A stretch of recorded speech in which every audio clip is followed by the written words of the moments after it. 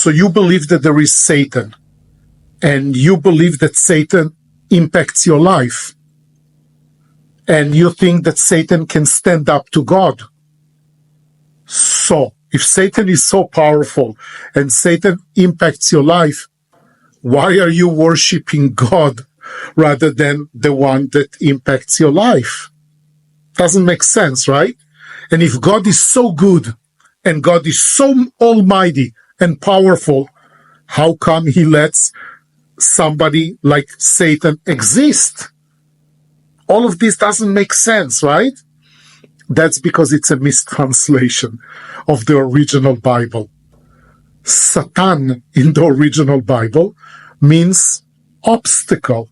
Now plug in the word obstacle everywhere that you see Satan, and it will start making sense to you. Watch the video that follows. You've likely heard the story of Lucifer, the fallen angel.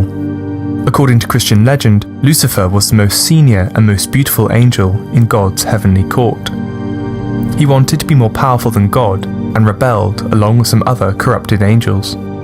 After an ensuing heavenly war, Lucifer and other angels were banished from heaven and descended all the way down to hell. Lucifer, now a fallen angel, became the devil. His fellow fallen angels became demons. Okay, with me so far? Good. The story you've just heard is not in the Bible. Well, at least not in the way it's often told. The real origin of Lucifer is a lot more interesting. It's actually one of misinformation, conflation, and one very curious mistranslation. Let me explain. Before we get into wars in heaven, fallen angels and hellfire, let's start with his name, Lucifer. It's just one of many names used for the devil, like Satan and the beast, and those names are used quite a lot of times in the Bible, but only once is the name Lucifer ever mentioned, and that's in the Old Testament's book of Isaiah.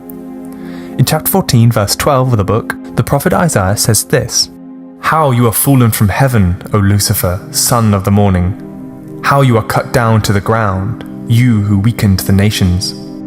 Even though the name Lucifer is mentioned, this taunting remark is actually directed towards the arrogant king of Babylon, whose kingdom had just been destroyed. Isaiah is basically teasing him for it. So, "How you fallen, O Lucifer, son of the morning," kind of just means, "King of Babylon, oh look how the mighty have fallen." But why did Isaiah need to call him Lucifer? What's Satan got to do with any of this? Well, you might say, Lucifer was ungraciously cast down from heaven as well. So, likening the king of Babylon to Lucifer is actually a pretty good comparison here. And yes, you would be right. But the thing is, if you examine the text in its original language, Isaiah was never really making this comparison in the first place. When we read the same text in its original language, Biblical Hebrew, Isaiah's taunt actually sounds a bit like this: Ek napalta mishamayim helel ben shachar, nigdata la'aretz cha'olesh al goyim. Did you hear me say the word Lucifer? No. Nowhere does the real Isaiah actually say this name. Instead of being called Lucifer, the king of Babylon is called Helel ben Shachar, literally a shining one, son of morning. In Hebrew, a shining one, son of morning, does not refer to Satan or the devil, but a planet, the planet Venus, otherwise known as the morning star. Besides the moon, Venus is the brightest body in the night sky, and because it's so bright, is often the first star that can be seen in the evening, and the last star you can see when the sun comes up. Hence the name, the morning star, or in Hebrew, shining one, son of morning, Helel ben Shachar. So back to Isaiah's taunt about the morning star, and it all begins to make sense if applied to the planet Venus. By describing the king of Babylon as, O shining one, son of morning, Isaiah is likening the king's epic fall from grace to the movement of the morning star, which every morning appears to fall from the sky into the underworld. In the Sumerian religions of ancient Iraq, the goddess Inanna was associated with the planet Venus. There are several hymns of praise to Inanna in her role as the goddess of the planet, but a particularly famous hymn, Inanna's Descent to the Underworld, describes how, unlike any other deity, Inanna is able to fall from heaven, descend into the netherworld, and rise back the next day, just like the planet Venus does every dusk and dawn. We've established that Isaiah is actually talking about the movements of the morning star, the planet Venus. But how on earth did it become Lucifer? Well, once the Bible was translated to Latin by early Christians, they came across Isaiah 14:12 and translated the Hebrew word for morning star into their own word for morning star, Lucifer. Lucifer is a Latin word for morning star, with the word literally translating to light bringer. In Greco-Roman myth, the morning star was often personified and considered a god, and in some myths, considered to be the son of Aurora, the dawn. How did the morning star, Lucifer, aka Venus, turn so evil? And where do the fallen angels come in? To thank for that, you have the Book of Enoch.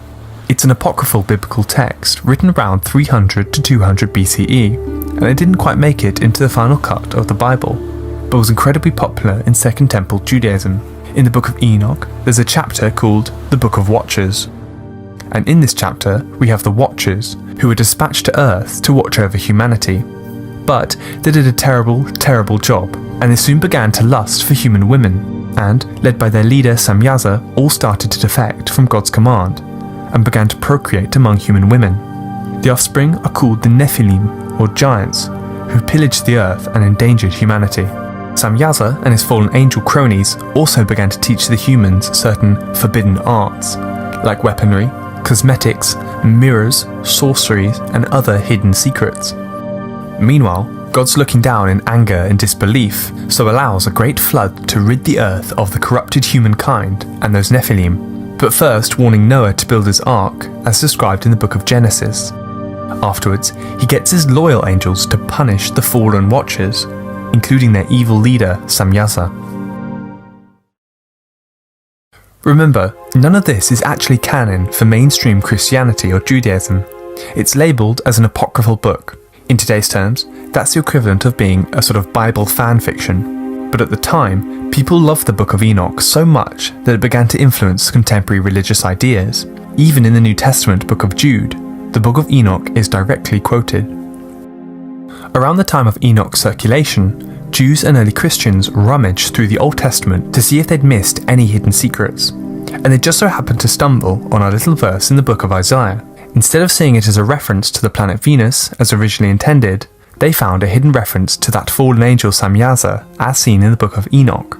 And when early Christians read Isaiah in Latin, they came to understand Lucifer not as Lightbringer, but as a name for a fallen angel.